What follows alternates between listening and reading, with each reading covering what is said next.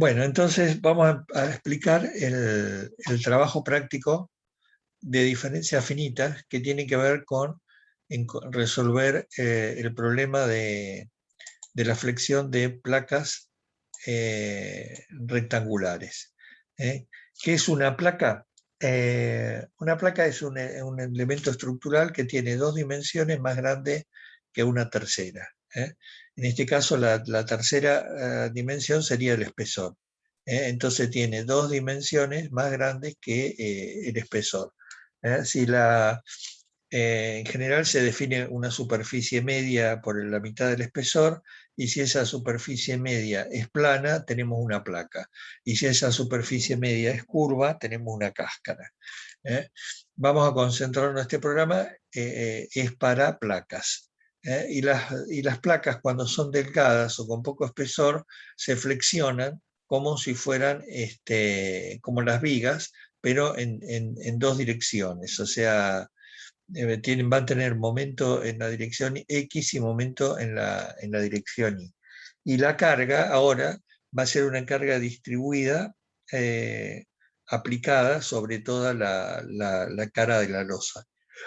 Vamos a asumir que la carga es uniforme y la losa puede ser de cualquier material. Hay que entrar a las propiedades del material, el módulo de elasticidad y el módulo de Poisson, pero en general representa a una losa de hormigón. Entonces, esta es la ecuación diferencial que gobierna la flexión de placas. Es una ecuación de cuarto orden, y la variable del problema es W, y tiene es función de X y de Y. Esto vale para placas de cualquier forma, y tiene el término independiente, es el Q, la carga distribuida, y D es la rigidez flexional, que sería el equivalente al E por I de la viga, donde vale E por el espesor al cubo sobre 12 por dividido 1 menos nu al cuadrado. Aparece el módulo de Poisson, que acá juega un papel porque la placa se deforma en dos direcciones, y el nu influye en cómo se deforma la placa. No así en vigas, que la deformación ocurre en una sola dirección. Entonces, vamos a analizar, como dije recién, placas uniformemente cargadas, y la cuestión principal es que es muy difícil encontrar la solución analítica como en vigas. O sea, no hay. Ustedes en vigas tienen la expresión de la deformada de una viga como un polinomio cúbico o cuártico, dependiendo de la carga, y tienen tablas donde está eso. Bueno, para placas en dos dimensiones no existe eso. O sea, no hay una solución cerrada. Existe para casos muy especiales, pero no para una losa de forma cualquiera o de forma rectangular. Entonces, hay que usar métodos aproximados sí o sí para obtener las deformaciones y los esfuerzos. ¿Qué son los esfuerzos? Son los momentos que están actuando. Es como, en vez de, o sea, va a haber momentos en X y momentos en Y en dos dimensiones, y va a haber corte también actuando. Entonces, ¿qué es lo que yo quiero verificar? Quiero verificar que los momentos, bueno, una estructura tiene que verificar tres cosas: que las deformaciones estén dentro del rango, de un rango tal que la estructura no pierda funcionalidad, o sea, que cumpla el objetivo para el que fue diseñada. Los esfuerzos tienen que estar dentro de límites admisibles, o sea, que las tensiones que se generan sean bien soportadas por los materiales. Y la tercera condición es la de estabilidad, o sea, que la estructura bajo las cargas aplicadas se mantenga en equilibrio estable. La entonces lo que vamos a hacer, vamos a obtener las deformaciones W, que es la deformación transversal de la placa, y con las derivadas de la W se pueden calcular todos los esfuerzos. Entonces, prácticamente la incógnita más importante es la de el W, que sería el desplazamiento transversal. También puedo calcular el corte. Bueno, también aparecen unas reacciones en las esquinas, pero en realidad son ficticias, o sea, es pues por un problema de la teoría. Y después los bordes tienen condiciones de apoyo, como las condiciones de apoyo de las vigas. O sea, un borde de una placa puede estar simplemente apoyado, puede estar empotrado o puede estar libre. El programa solamente resuelve bordes empotrados o bordes simplemente apoyados, que son los que aparecen con más frecuencia para cálculo de losas. Entonces, simplemente para ya ir terminando esta parte de la teoría, digamos, como dato anecdótico, que la ecuación diferencial que gobierna el funcionamiento de las losas fue descubierta alrededor de 1820, tiene una historia, o sea, esto fue en Francia, había creo que estaba en la época antes de Napoleón, pero no me acuerdo, y se daba un premio, la Academia de Ciencias, póngale, de Francia, daba un premio al que propusiera una ecuación diferencial que representara el funcionamiento de las losas. Y no hubo muchas presentaciones, pero hubo ecuaciones que no eran, por ejemplo, le faltaba el término del medio, hasta que finalmente fue una mujer, creo que se llama Sophie Germain, que fue la que presentó esta ecuación, y en 1820 se hizo acreedor al premio. Esta ecuación es que se usa hasta el día de hoy como la que gobierna el problema de placas.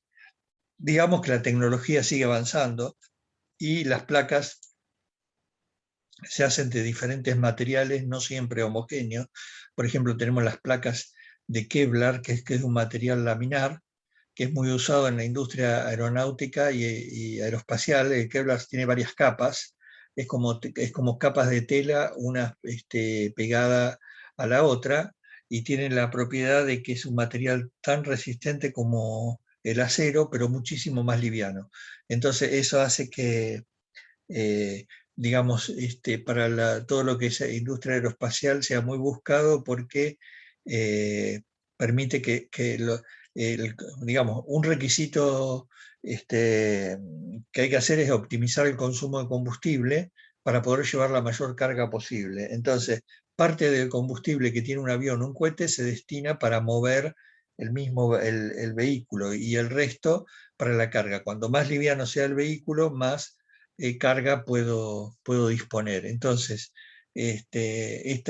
quiero decir, con estos materiales nuevos, ya hay ecuaciones, digamos, diferenciales, digamos, específicas para esos materiales. Ya no es la misma ecuación diferencial, sino que hoy hay que particularizarla para materiales laminares.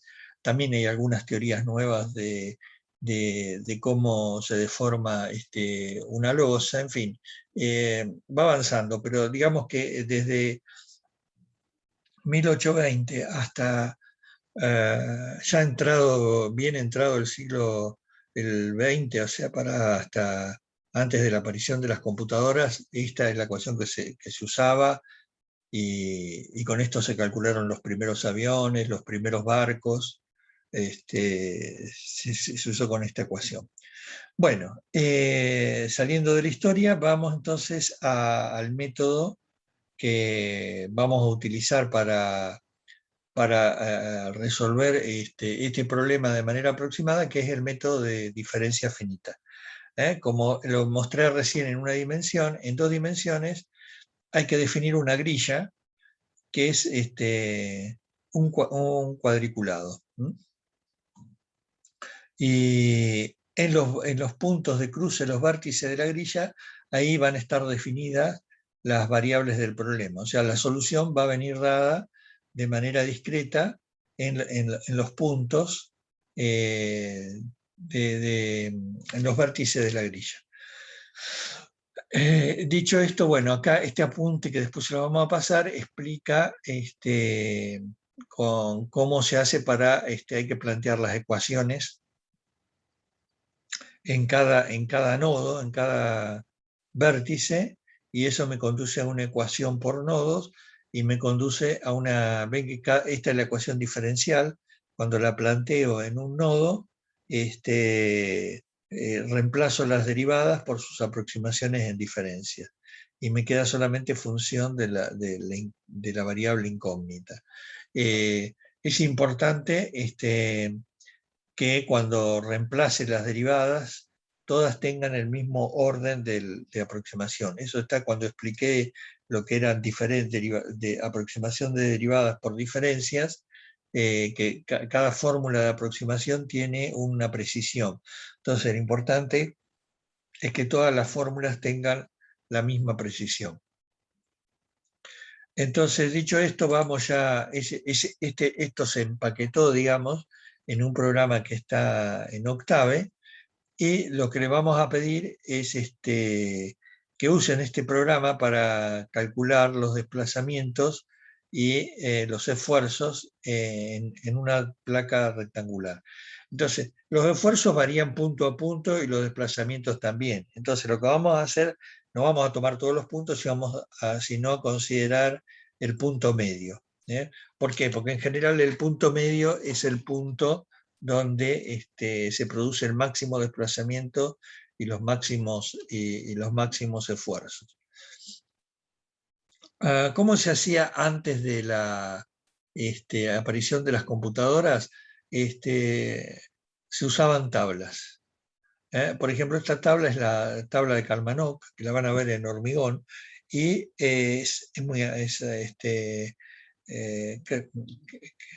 la tabla creo que, o sea, el libro donde está la tabla es de 1960, pero la tabla puede tener, puede ser más antigua, ¿no? Entonces, ¿qué es lo que nos da la tabla? Ven que dice acá WCP, MACP, MBCP. Como dije recién, una losa es como una viga, pero en dos dimensiones. Va a tener momento en X y momento en Y. Él acá le llama momento en A, momento en B, y el W en el punto medio. Entonces, ¿cómo se trabajaba con esto? Entonces, de acuerdo a las dimensiones, uno tenía que encontrar la relación A sobre B de la losa que estaba calculando, y con esa relación entraba en esta tabla y sacaba estos coeficientes que se llaman coeficientes de Kalmanov, y con esos coeficientes multiplicados por este valor P por A a la cuarta sobre D. A es la dimensión esta horizontal, la en X, y P es la carga distribuida, que está acá, P, que nosotros le llamamos Q. En realidad le llamamos Q porque usualmente se la identifica con la letra Q, la carga distribuida. Y o sea que estos son datos conocidos, porque este D es la rigidez flexional, que es el E por el espesor al cubo sobre 12 menos 1 por nu al cuadrado, que son las propiedades del material que son conocidas. O sea, con este valor para las flechas, si yo multiplico a este coeficiente, me tendría que dar la flecha real. Entonces, lo que vamos a hacer, vamos a comparar estos coeficientes de Kalmanov con los que nos da el programa. O sea, el programa, ¿qué hace? Resuelve por diferencias finita el desplazamiento acá y saca el W en el medio y lo divide por este coeficiente P por A a la cuarta sobre D para obtener un coeficiente Kalmanov equivalente. Entonces podemos comparar un coeficiente, el que da el programa, con el que da en la tabla, para ver por un lado, qué precisión tienen estos coeficientes. Entonces, fíjense que la tabla no está para todas las relaciones de lado. Dice A sobre B de 0,5 a 1 y de 1 a 0,5. Ahora, es muy difícil que ustedes en la práctica la invoquen en algún valor de tabla. En general siempre van a tener algún valor intermedio, por ejemplo, 0,87. Y entonces van a tener que interpolar entre dos valores de tabla para obtener los coeficientes que correspondan a la cantidad que quieren calcular. En el caso de que B sea mayor que A, utilizan esta parte de arriba, y si B es menor que A, utilizan la parte de abajo, siempre usando coeficientes menores que 1, o relaciones de lado. ¿Por qué tiene solamente hasta 0,5? Porque a partir de 0,5 y para valores más pequeños, significa que hay una dimensión que predomina sobre la otra y la losa se torna alargada. Cuando la losa se torna alargada, tiene como un comportamiento tipo viga en una dirección y en la otra prácticamente no se deforma. Eso es lo que se puede ver acá en los momentos, que a medida, por ejemplo, cuando es 1, es una placa cuadrada. Fíjense que el coeficiente de momento es 0,0368 en X y en Y, pero a medida que se va alargando en una dirección, un coeficiente se va haciendo cada vez más grande y el otro se va haciendo cada vez más chico. O sea, en la dirección donde la losa se va alargando, el coeficiente es más chico, y en la dirección más corta se va agrandando, y después prácticamente para valores más chicos este coeficiente se mantiene casi constante. Pero bueno, digamos, bueno, ¿cómo se hizo la tabla? Esta tabla realmente no tengo la información si fue generada por diferencia finita, como está haciendo el programa, o usó alguna otra técnica numérica, como series de Fourier, que es otra manera para encontrar soluciones, pero tanto serie de Fourier, diferencias finitas necesitan de muchos cálculos, y esto estamos hablando antes de la década del 60, donde no había muchas computadoras disponibles, no existían las calculadoras, o sea, se calculaba con regla de cálculo. Digamos que lo que quiero decir que debe haber sido un trabajo muy laborioso elaborar estas tablas, ¿no? Entonces, ¿qué ventaja nos va a dar el programa? El programa nos libera de que tenemos que interpolar entre valores, porque para cualquier relación de lado nos da los valores que estamos buscando. Entonces, ¿cuál es vamos a analizar entonces la primera pregunta que nos está pidiendo. Dice: verifique la convergencia del desplazamiento y del momento central utilizando una malla central inicial de 4 por 4 divisiones y vaya subdividiendo sucesivamente hasta llegar a una malla de 128 por 128. Esto quiere decir que vamos a partir de una malla gruesa y la vamos a ir subdividiendo hasta llegar a una malla de 128 por 128, y calcule para el centro de la placa los coeficientes de Kalmánov para el desplazamiento vertical y los momentos en X y en Y, en todos los casos redondeados a su cifra significativa. O sea, si no, el problema aparece acá cuando dice con sus cifras significativas, o sea, y comparar con los coeficientes de tabla. Entonces, para calcular las cifras significativas vamos a necesitar conocer el error. El error, que vamos a usar la fórmula de Richardson. Creo que esto se va a ver mejor, cuando corra el programa. Eso se va a ver mejor cuando corra el programa. Pero entonces, ¿para qué necesito el error? Para poder calcular las cifras significativas. O sea, Ahora vamos a verlo el programa. Segundo.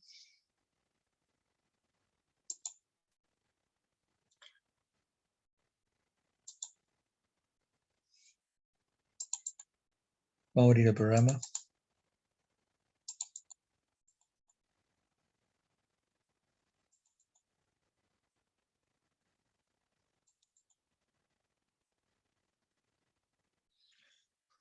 El programa es muy sencillo, o sea, hay que cargar toda la información al principio. No sé si abrió. Creo que está abriendo, sí, ahí está. Bien. Entonces, el programa necesita esta información que está acá, que es la cantidad de divisiones en X y cantidad de divisiones en Y de la grilla. Es la primera información.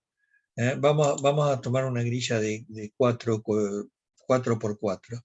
Entonces digo, nx igual a, n igual a 4 y ni lo hago igual a nx.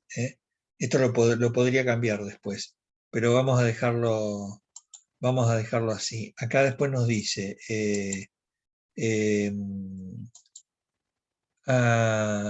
o sea, ve que son 4 por 4, 128 por 128. Eso es la subdivisión esta que estamos usando para la malla de elementos finitos, de diferencias finitas.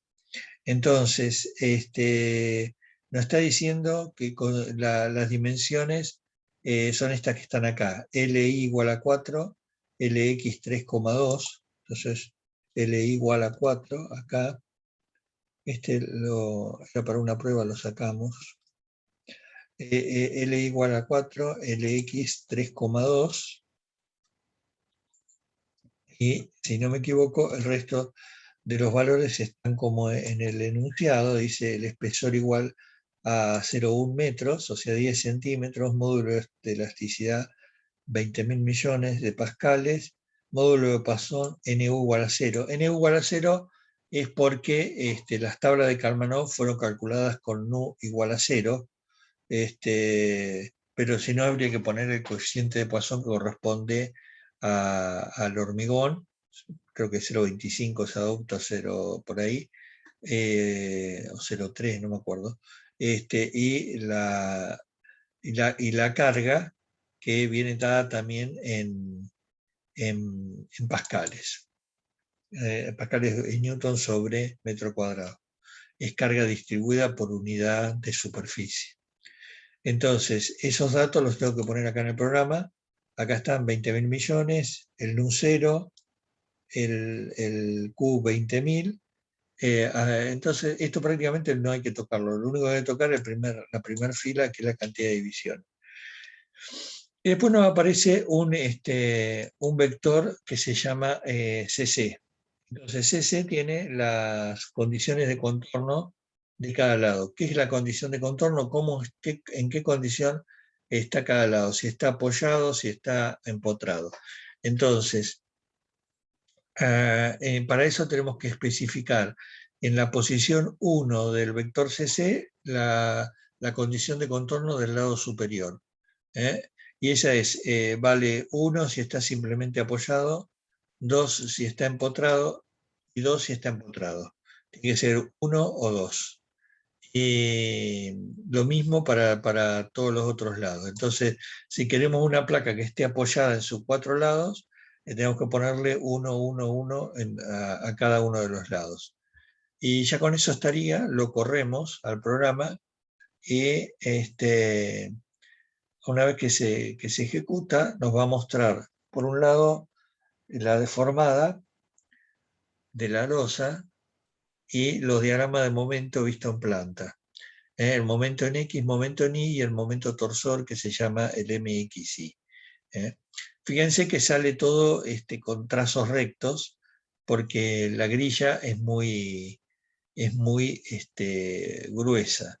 Si vamos a analizar los resultados, están en este archivo salida txt, y es lo mismo que se muestra acá en la guía, en la guía del TP, o sea, es esto que está acá explicado. Entonces, ¿qué tenemos ahí en la salida del programa? En la salida del programa tenemos los datos de entrada para verificar que se correspondan, para no confundirse con el modelo que estamos analizando. Ven las condiciones de los lados todos simplemente apoyados, y nos da los coeficientes nos da la... eh, no, eh, nos está dando, a ver si me quedó, perdón, hay alguien que no puede entrar, no, están todos. Perdón por la interrupción, pero digamos, nos da el desplazamiento y los momentos. Estos están en unidades. Los desplazamientos en el punto central, en metros, y los momentos, los momentos están en newton por metro. Entonces, y esta losa en realidad tenía 320 por 4 metros. Quiere decir que tenía una relación de LX a LI de 0,8, que es justo un valor que está en la tabla. Entonces podemos calcular, y acá tenemos los coeficientes de Kalmanov calculados por el programa. Entonces, fíjense, ¿cómo se hacía esto, Juan Pablo, para aumentar el zoom? Era control más. Control más, sí. Control más.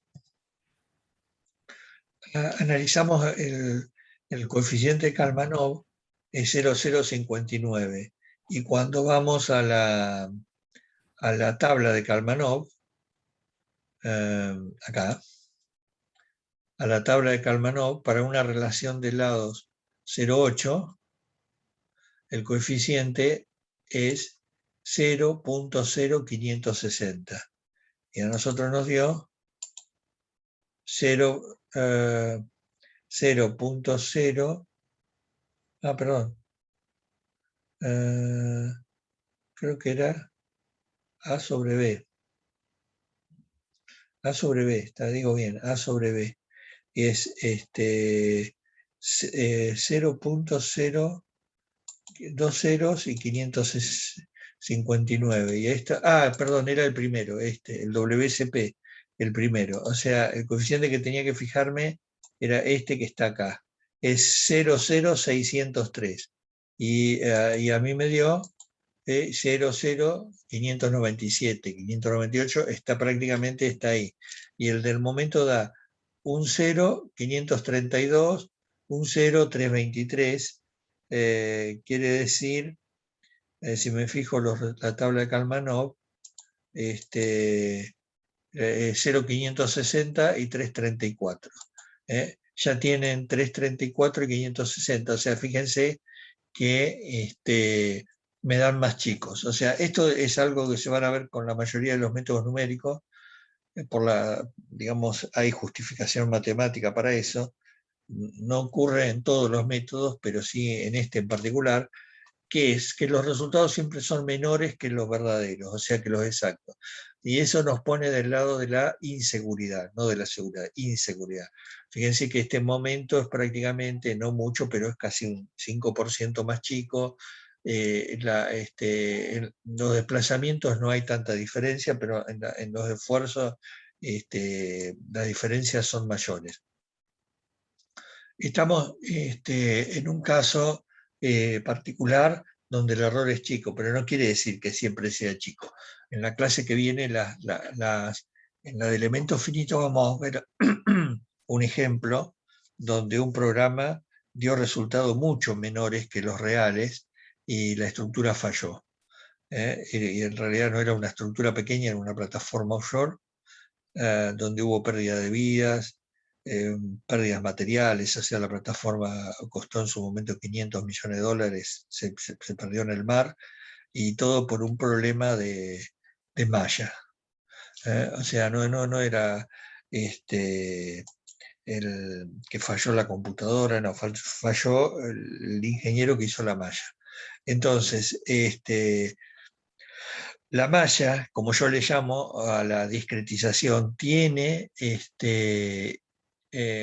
implicancia en la precisión, o sea, la precisión depende de la malla.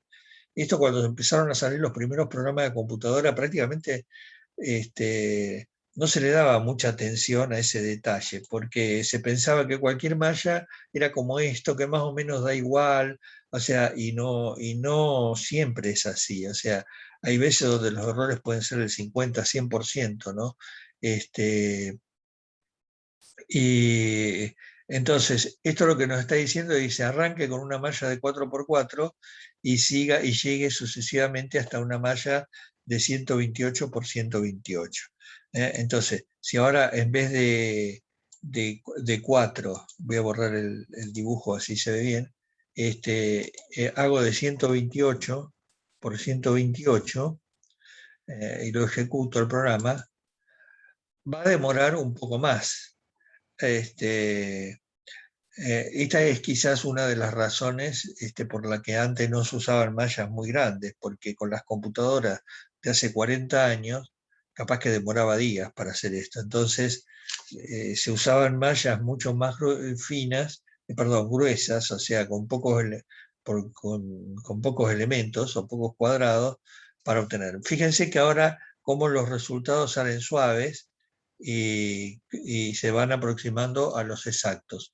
Si veo el archivo de salida ahora, fíjense que el coeficiente de Kalmanov me está dando 0,0602,7 y que prácticamente se corresponde con el de Kalmanov, 0,0603, ¿no? 602,7 es 603, y los momentos tendrían que valer 0,560 y 0,334. Y si me fijo lo que da el programa, 0,0560 y 334, o sea, ya está prácticamente dando los resultados exactos. Pero si yo no conozco la solución exacta, ni tengo una tabla de Kalmanov para mi problema, porque yo con el programa puedo entrar con cualquier relación de lados, o sea, no estoy limitado a una relación de lados. Eso por un lado. ¿Cómo puedo saber, y ese es el objetivo un poco del trabajo práctico, qué precisión tiene mi resultado? O sea, yo no quiero que me pase lo de la plataforma offshore. Quiero estar seguro de que mi resultado tiene una precisión determinada. Entonces, para eso lo que tengo que hacer es analizar el error y las cifras significativas. Entonces, lo que vamos a hacer es a calcular, perdón, esto lo vamos a cerrar. Un segundito, por favor. Hoy no, cerré el que no tenía que haber cerrado. Cerré el que no tenía que haber cerrado. Un segundo.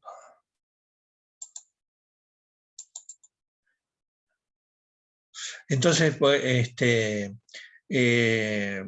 la única forma que hay de calcular el error es ir variando el tamaño de la malla e ir calculando valores, por ejemplo, en este caso para la flecha.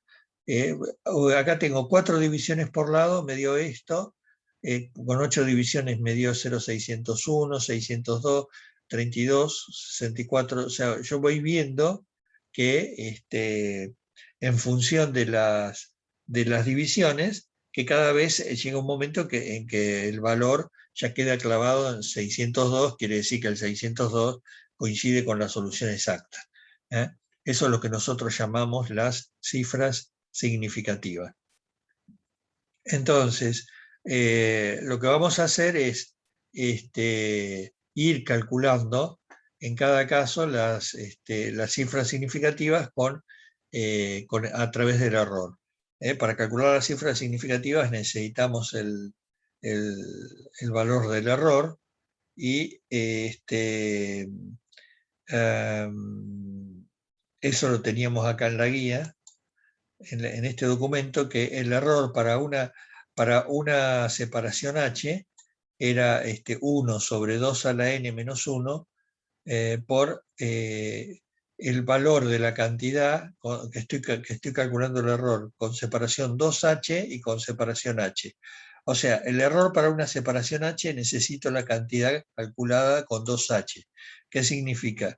Que para calcular el error para 8 divisiones voy a necesitar el valor para 4, siempre el anterior. ¿Sí? Y ahora voy a mostrar un cálculo. Y necesito el n, que el n es el orden de aproximación del método empleado.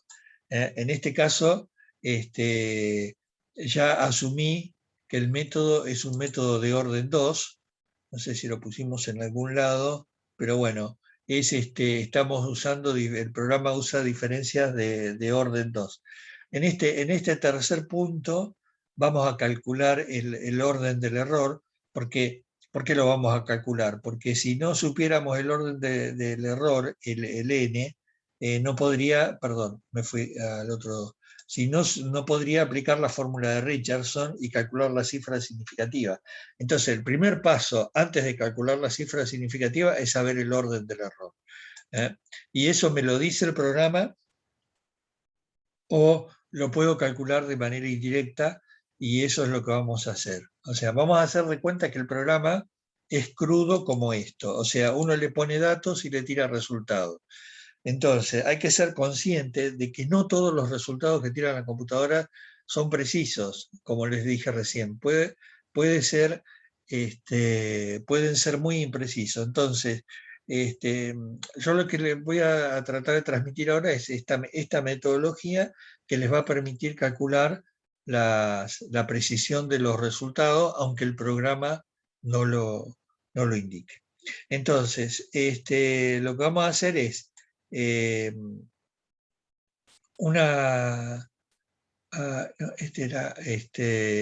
no, esto ya era el otro punto. Vamos a calcular por Richardson el error para cada uno de los valores. Esperen que eso lo tengo acá en una planilla Excel. Lo que voy haciendo es, cada salida la voy guardando en un archivo diferente. O sea, yo voy a tener como resultado un archivo que se va a llamar salida.txt.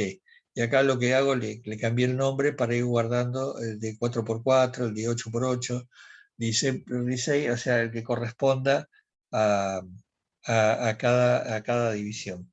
Y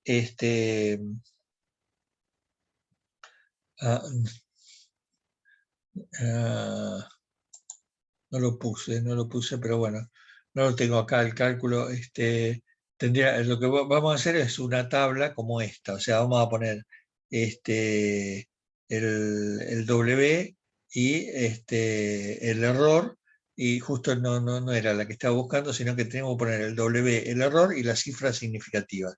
¿Cómo se calculan las cifras significativas? Eso también lo tenemos en el aula virtual, en el apunte de error.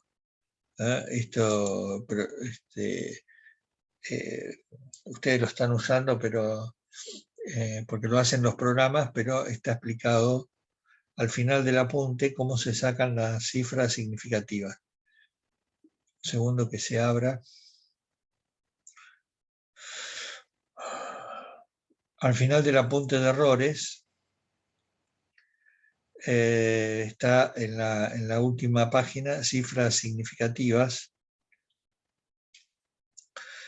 Y las cifras significativas se calculan como este valor, menos logaritmo de E sobre 5, donde E es el error relativo. El error relativo es el error absoluto dividido la cantidad que estoy evaluando, y el error relativo a esta cantidad en logaritmo, tengo que buscar cuál es el valor de t, que el mayor valor de t positivo que verifique esta desigualdad. Esa cantidad es la cifra significativa que va a tener cada una de las aproximaciones de la tabla. Entonces, uno de los objetivos es hacer una salida que diga el W de tabla y las cifras significativas, e indicar el valor redondeado a las cifras significativas. O sea, eso es lo que está en el enunciado, dice.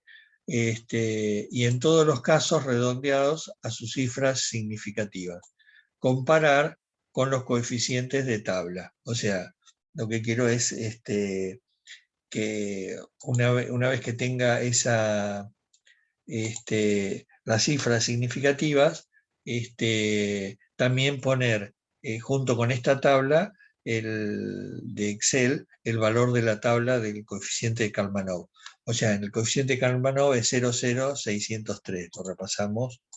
El coeficiente de Kalmanov es 0,0603, el que corresponde a 0,8. Como entonces para ver, digamos, la precisión que está teniendo el programa para hacer estos cálculos. Tengan en cuenta que eso lo pueden ver acá porque tienen el valor de Kalmanov y entonces pueden dar cuenta de que el programa es preciso. En un caso real no van a tener nada de referencia, van a tener solamente los valores que van a ir progresando con el número de divisiones, pero si uno va analizando cómo se van, digamos, aproximando las cifras, o sea, puedo estimar cuántas cifras significativas tengo. Bueno, eso era para el primer punto. Vayamos al segundo punto. En el segundo punto, el trabajo práctico dice, indique para el centro de la placa el desplazamiento vertical, el momento flector y el momento en X y el momento flector en Y. Y en todos los casos redondeados a sus cifras significativas. O sea, vamos a use la fórmula del error de Richardson para el cálculo de las cifras significativas y para la malla de 128 por 128. ¿Esto qué es? Esto es como nosotros haríamos en la realidad. En la realidad, usaríamos un cálculo para una malla determinada y estimaríamos, o sea, porque eso en base a la experiencia, ustedes dicen, bueno, acá esta malla de 128 por 128 me va a dar buenos valores, y efectivamente me da buenos valores, pero ¿cómo me aseguro de que los valores son buenos? Si solamente hago un cálculo. Bueno, calculo el error por Richardson. ¿Y qué preciso para calcular el error por Richardson? Preciso la malla y una malla más chica, de 2H, o sea, la malla es 64 por 64. Y con los valores de esas dos mallas, puedo calcular el error. Una vez que conozco el error, ya tengo todo lo que me hace falta para calcular la cifra significativa de cada una de las cantidades. Entonces puedo asegurar y puedo entregar el resultado y puedo garantizar que mi resultado tiene la cantidad de cifras, o tiene una precisión suficiente como para no tener problemas, ¿se entiende? O sea, cuando ustedes trabajen tanto dentro de una empresa o de forma particular para un cliente, ¿qué es lo que el cliente o el superior espera? Que los resultados que ustedes le entregan sean de calidad, ¿no? Entonces, esa calidad se muestra a través de las cifras significativas. Ojo, lo que yo estoy diciendo no quiere decir que todo el mundo trabaje de esa manera. Yo estoy diciendo lo que sería lo ideal y como a mí me parece que sería lo correcto, ¿no? O sea, que ustedes tengan una garantía de la precisión de ese resultado. Si ustedes trabajaran de esa forma, el desastre de esa plataforma petrolera no hubiera ocurrido. Entonces, hay que tener entender qué precisión tiene el resultado.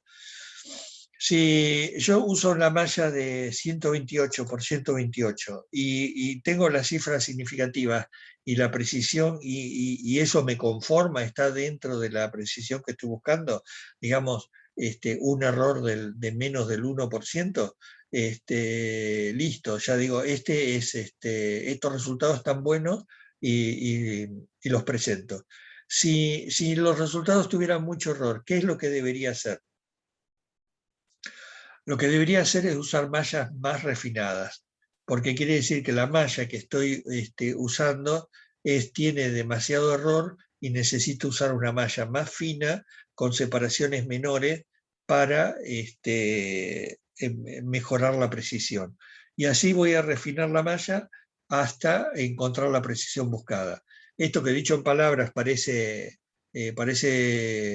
muy exagerado, en la realidad casi siempre la malla que ustedes pongan, una vez que tienen experiencia y la verifiquen, se van a dar cuenta de que, o sea, que no hay que hacer tanto prueba y error, sino que en general van a encontrar valores adecuados. Bueno, y finalmente llegamos al punto 3, que es, en este punto, dijimos, se han utilizado diferencias finitas de orden n igual a 2. Y ese n es el que se necesita para calcular el error de Richardson. ¿Qué viene a ser el n? El n está relacionado con la velocidad con la que se acerca la solución aproximada a la solución exacta a medida que aumento la cantidad de divisiones. Eso es una propiedad intrínseca del método de cálculo.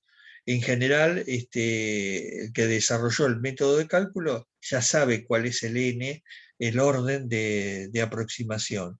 Pero si ustedes tuvieran un programa que es una caja negra y que solamente le da resultados, lo van a tener que calcular al n, porque sin el n no pueden calcular las aproximaciones del error.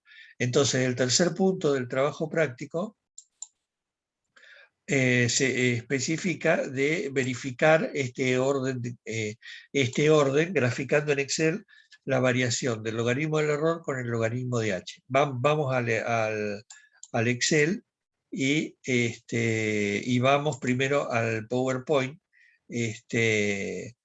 Bueno, vamos a leer un poquito más el enunciado. Entonces, como ustedes no tienen para el cálculo del n forma de ver el error verdadero, necesitarían calcular, me estoy yendo de un lado al otro, pero esta fórmula quería mostrar. Verificar el orden de convergencia. ¿Qué es el orden de convergencia? Como dije recién, es la velocidad con que disminuye el error a medida que aumenta, que disminuye el h, el tamaño de la malla. Entonces, lo que se puede demostrar es que si n es el orden del error, el error es proporcional a h elevado a la n.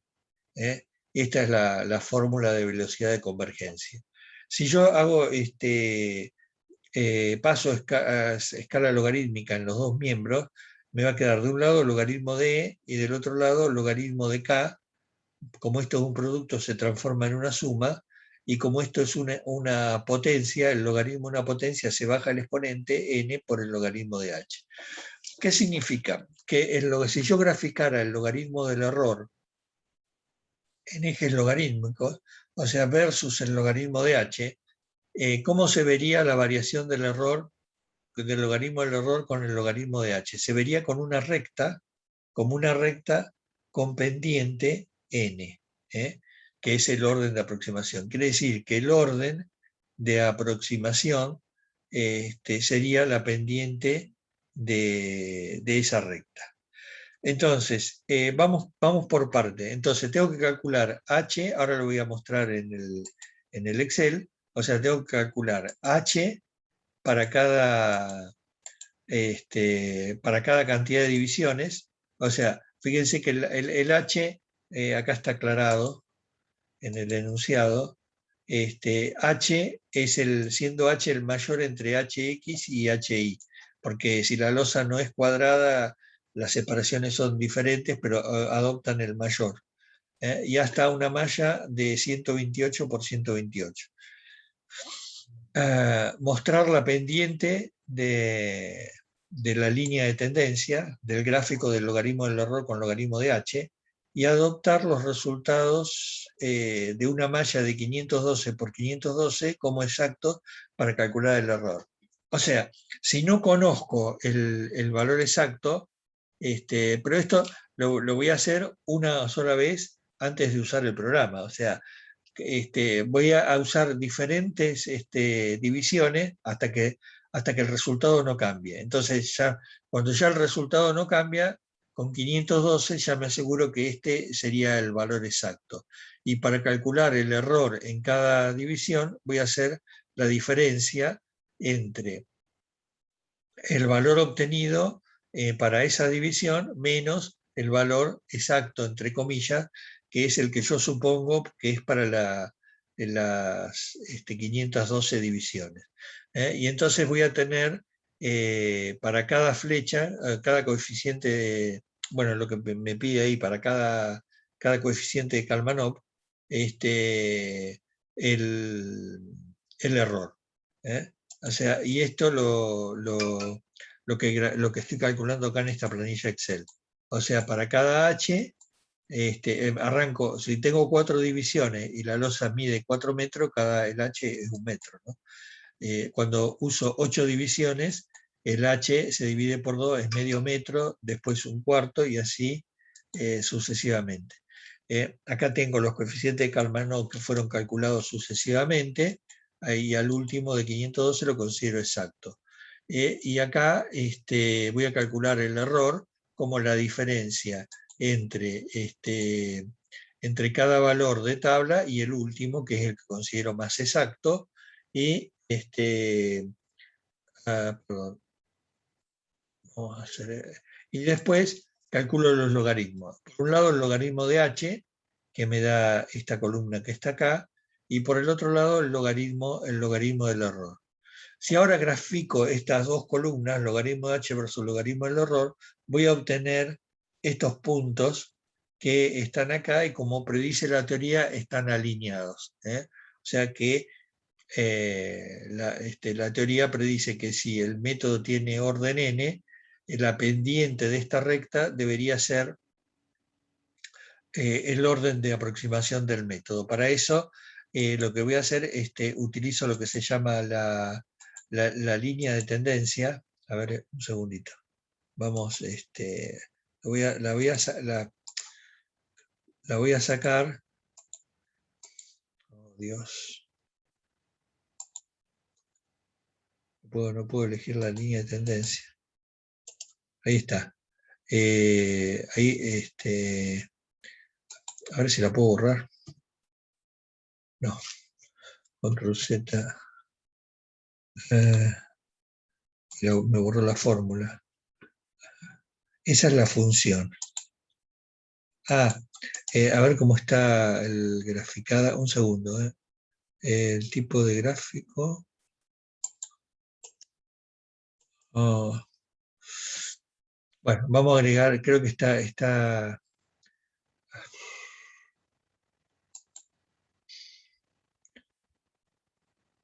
Bueno, no sé, me parece que está graficado con. Lo ideal es graficar solo con punto, no punto y línea.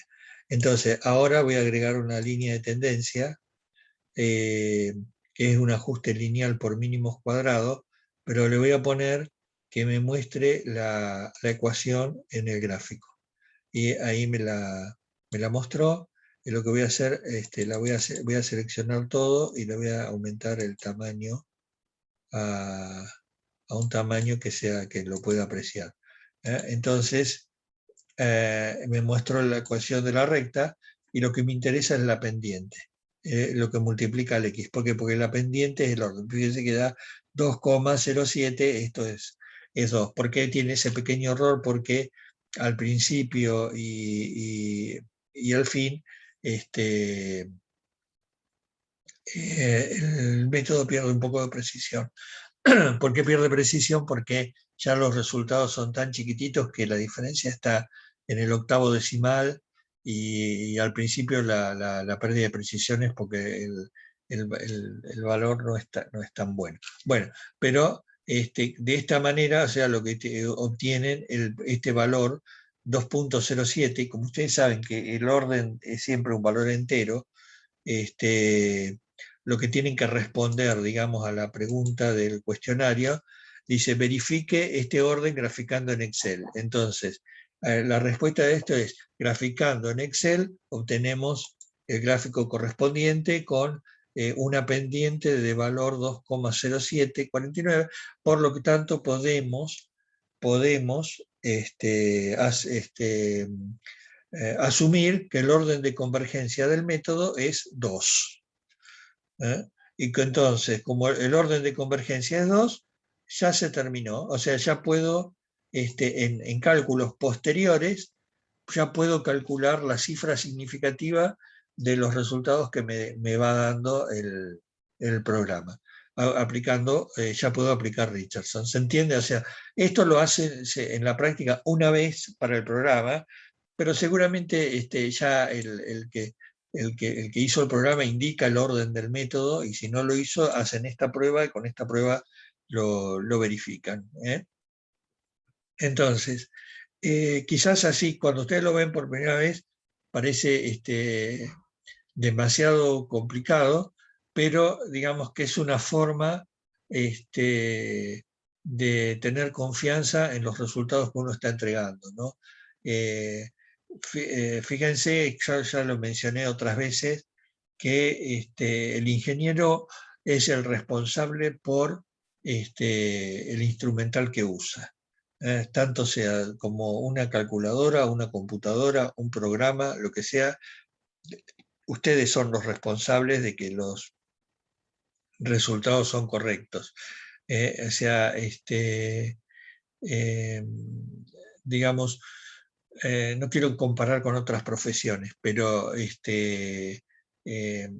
digamos, si el programa estaba funcionando mal, ustedes son responsables de que sus herramientas funcionen adecuadamente. No se le puede echar la culpa a la herramienta por un error de cálculo. Entonces, de esta manera tienen un procedimiento con que pueden verificar los resultados. Bueno, espero que se haya entendido, lo van a tener al video, lo van a poder repasar. Tenemos clases que todavía por delante. Vamos a darle, parece complicado, pero es sumamente sencillo, no tiene mucha laboriosidad, sino que hay que entenderlo, y lo pueden hacer con Excel, con Octave, con lo que quieran. Acá el gráfico conviene hacerlo en Excel porque ya directamente nos da la pendiente de la línea de tendencia, es el orden de aproximación. Bueno, no sé, Juan Pablo, ¿vos tenés alguna cosa que quisieras agregar? No. Entonces vamos a mostrar la fecha de entrega. Hoy es el día 5. Creo que entre hoy y ya mañana vamos a poner lo que falta, que sería el programa, digamos que lo modificamos un poquito, pero es el que yo mostré recién. Y ya a partir de mañana van a tener todo el material para empezar a hacer el práctico, y vamos a poner fecha de entrega, era ¿cuánto habíamos dicho? El día 27, ¿no? Sí. El 27 de octubre es la fecha de entrega, y la fecha de entrega definitiva era el 3, ¿no es cierto? Pusimos, fíjense después bien Sí. el reglamento, porque las fechas importan. O sea, hay una fecha de entrega oficial, que es el 27, y una fecha de entrega fuera de plazo, que es el 3. ¿Y para qué importa? Para la promoción. No se pueden tener más de 2 TP entregados fuera de plazo. Entonces, primer plazo de vencimiento el 27, segundo plazo de vencimiento el 3, pero ya excedido, ¿no? Y fuera de ese plazo ya se considera perdido el trabajo práctico y la cursada. Entonces, porque los trabajos prácticos son condición de cursada. Bueno, dejamos corto la grabación acá. Un segundito.